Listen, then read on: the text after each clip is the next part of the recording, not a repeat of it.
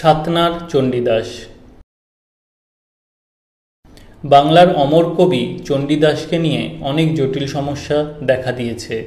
চণ্ডীদাস একজন না দুজন না বহুজন, তাই নিয়ে পণ্ডিতদের মধ্যে বাগযুদ্ধ হয়েছে অনেক।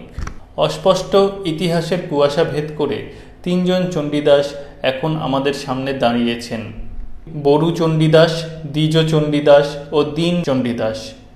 চণ্ডীদাস বীরভূম জেলার নানুরের অধিবাসী ছিলেন না বাঁকুড়া জেলার ছাতনার অধিবাসী ছিলেন, তাই নিয়েও বিতর্কের শেষ নেই।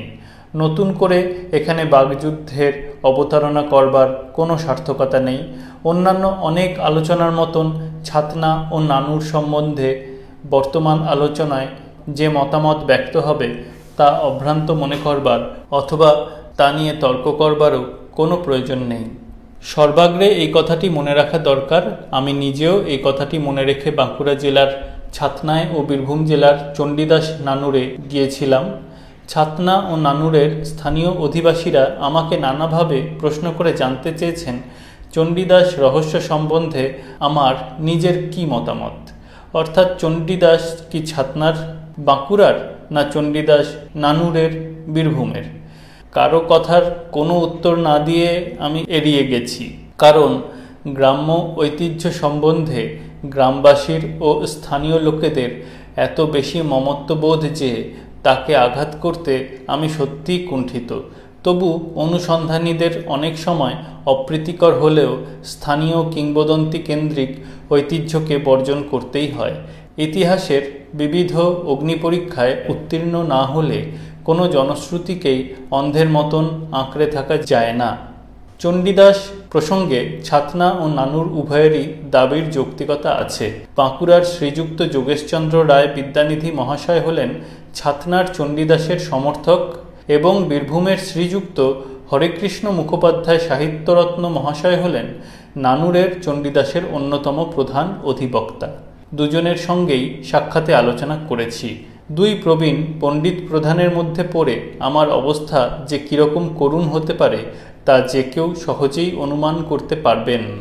বিদ্যানিধি মহাশয় ছাতনায় নান্নু বা নানুরের মাঠের সন্ধান পেয়েছেন। আলোচনা প্রসঙ্গে তিনি ছাতনা অঞ্চলের বাঁশুলি দেবীর প্রাধান্যের কথাও উল্লেখ করলেন, যা নানুরে নেই। তিনি বললেন, নানুরের বাঁশুলি বাগেশ্বরী দেবী, বাঁশুলি নয়। তা অবশ্য ঠিক, কিন্তু শ্রীযুক্ত হরেকৃষ্ণ সাহিত্যরত্ন মহাশয়কে যখন বললাম তখন তিনি এমন যুক্তির অবতারণা করলেন যে সব গোলমাল হয়ে গেল। নানুরে গিয়ে আরও অনেক কথা মনে হয়েছে যা নানুর প্রসঙ্গেই বলবো। এখন ছাতনার কথা বলি। ছাতনা প্রাচীন সামন্তভূমের রাজধানী ছিল। সামন্তভূম নাম থেকেই বোঝা যায় সেকালের কোনো সামন্ত রাজার শাসনাধীন ছিল সামন্তভূম এবং ছাতনা ছিল তার রাজধানী। অনেকে বলেন শঙ্করায় হলেন এই রাজবংশের আদি পুরুষ। তাঁর পৌত্রের নাম হামির উত্তর রায়। ছাতনায় এখনও রাজবাড়ি আছে, রাজবংশধর আছেন, তাঁদের সম্বন্ধে জনশ্রুতিও আছে অনেক। ছাতনার পুরাতন বাঁশুলি দেবীর মন্দিরের ইঁটে হামির উত্তর রায় ও উত্তর রায় এই দুই নামই নাকি পাওয়া যায়। শোনা যায় চণ্ডীদাস ও দেবীদাস নামে দুই ভাই অন্য কোনো স্থান থেকে এসে রাজা হামির উত্তর রায়ের আশ্রয়ে বাস করেছিলেন। দেবীদাস বাঁশুলি দেবীর পূজারী নিযুক্ত হয়েছিলেন এবং ছাতনাতেই তাঁর বিবাহ হয়েছিল। চণ্ডীদাস ছিলেন কবি। তাঁদের পিতার নাম ছিল নিত্য নিরঞ্জন। ছাতনা থেকে যে বাঁশুলি মাহাত্ম্য পুঁথি পাওয়া গেছে তাই থেকে এবং দেবীদাসের বংশধরদের পুরুষানুক্রমিক স্মৃতি ও শ্রুতি থেকে এই কাহিনীর সমর্থন পাওয়া যায়। সুতরাং প্রশ্ন ওঠে, ছাতনায় কোনো চণ্ডীদাস ছিলেন কিনা? যদি থাকেন তাহলে তিনি কোন চণ্ডীদাস? এই প্রশ্নের উত্তর প্রত্যুত্তরে চণ্ডীদাস সমস্যা ক্রমেই জটিল থেকে জটিলতর হয়ে উঠেছে। 40 বছর আগেও চণ্ডীদাস নিয়ে কোনো সমস্যা ছিল না।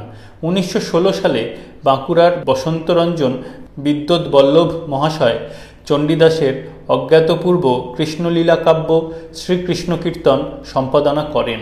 এক গৃহস্থের গোয়ালঘর থেকে তিনি এই প্রাচীন পুঁথিখানি আবিষ্কার করেছিলেন। পুঁথির সঙ্গে পাওয়া একটি আলগা কাগজের লেখা থেকে মনে হয় পুঁথিখানি বিষ্ণুপুরের রাজাদের গ্রন্থাগারে ছিল এবং তার নাম ছিল শ্রীকৃষ্ণ সন্দর্ভ। পুঁথি সম্পাদনকালে বসন্তবাবু তার নামকরণ করেছিলেন শ্রীকৃষ্ণ কীর্তন। পুঁথি আদ্যন্ত খণ্ডিত, নাম ও লিপিকাল কিছুই জানবার উপায় নেই। তাহলেও তার ভাব ও ভাষা দুই যে খুব প্রাচীন তাতে সন্দেহ নেই। শ্রীযুক্ত সুকুমার সেন বলেছেন, এত পুরানো হাতের লেখা বাংলা বই এবং এত পুরানো ধরনের বাংলা ভাষা চর্যাগীতি ছাড়া ইতিপূর্বে পাওয়া যায় নাই। ভাবে ও ভাষায় প্রচলিত চণ্ডীদাস পদাবলীর সঙ্গে শ্রীকৃষ্ণ কীর্তনের তফাৎ আকাশ পাতাল। সুতরাং সংশয় জাগিল চণ্ডীদাসের একত্বে।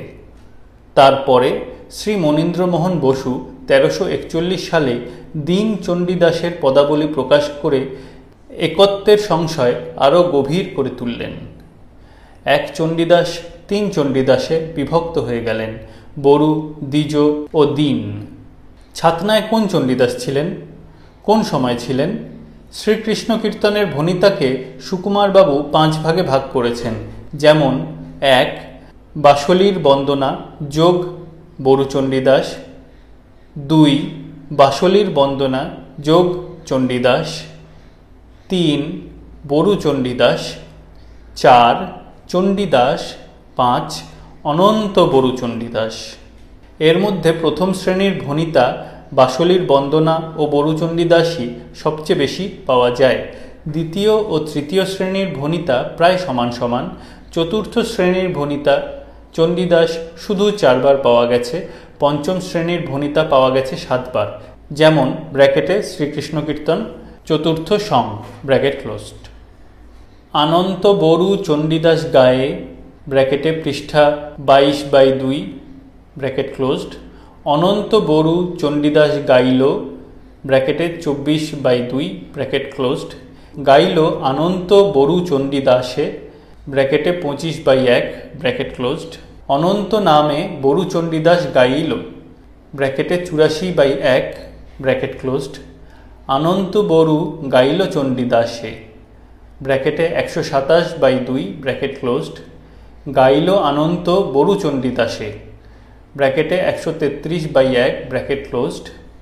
অনন্ত বরু গাইল চণ্ডীদাসে ব্র্যাকেটে 134/2 ব্র্যাকেট ক্লোজড। আবার ব্র্যাকেটে বাংলা সাহিত্যের ইতিহাস প্রথম পৃষ্ঠা 172 ব্র্যাকেট ক্লোজড। বিদ্যানিধি মহাশয় বলেন যে অনন্ত নামে এক গায়েনের 7টি পদ পুঁথির মধ্যে ঢুকে গেছে। বরু চণ্ডীদাস যে উপাধি হয়ে গিয়েছিল তাও পরিষ্কার বোঝা যায়। নানা কবি সেই উপাধি গ্রহণ করে পদ রচনা করেছিলেন। তাদের মধ্যে একজনের নাম অনন্ত ছিল।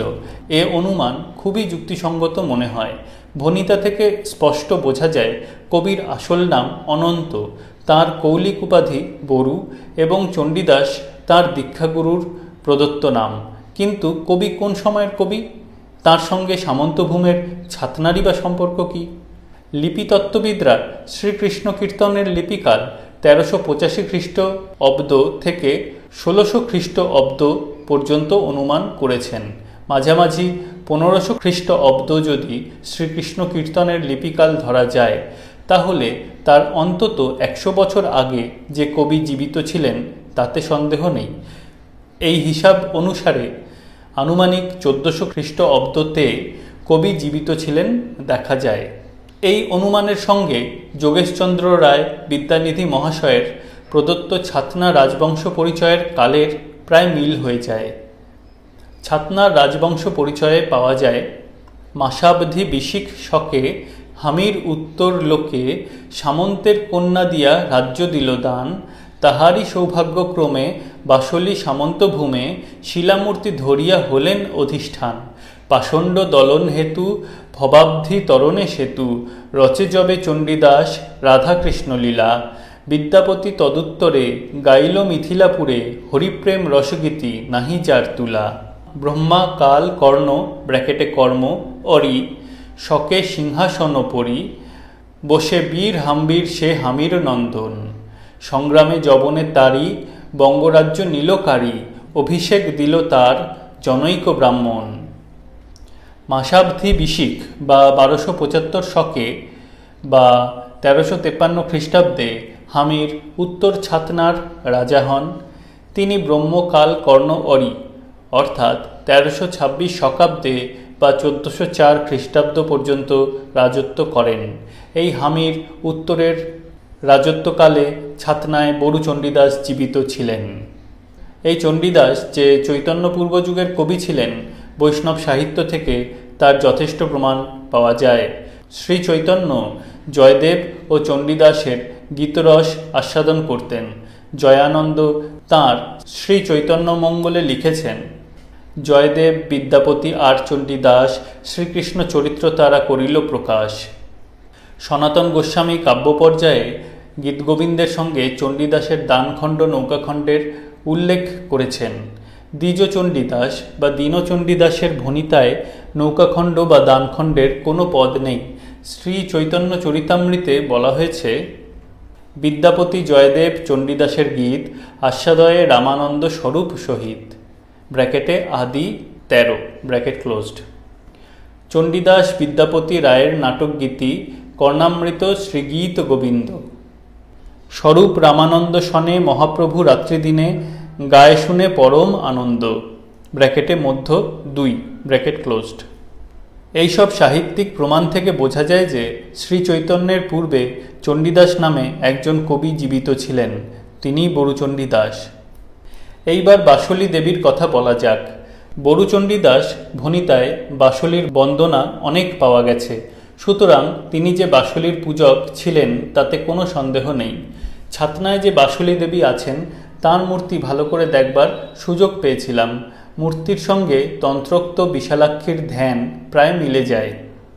ধ্যায়েদ্দেবীং বিশালাক্ষীং তপ্ত জাম্বুনদ প্রভাম দ্বিভুজাং অম্বিকাং চণ্ডীং খর্গখেটকধারিণীং নানালঙ্কার সুভগাং রক্তাম্বর ধরাং শুভাং সদা ষোড়শ বর্ষিয়াং প্রসন্নাস্যাং ত্রিলোচনাং মুন্ডমালা বলিরম্মাং পিনোন্নত পয়োধরাং সবপরি মহাদেবীং জটামুকুট মণ্ডিতাং শত্রুক্ষয় করিং দেবীং সাধকাভীষ্ট দায়িকাম সর্বসৌভাগ্য জননীং মহাশসৎ প্রদাং সরেত।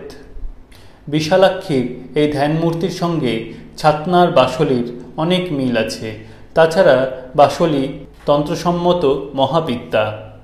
কামাখ্যা বাসলী বালা মাতঙ্গী শৈলবাসিনী ইত্যাদ্যাহ সকলা বিদ্যা কলৌ পূর্ণ ফলপ্রদাহ।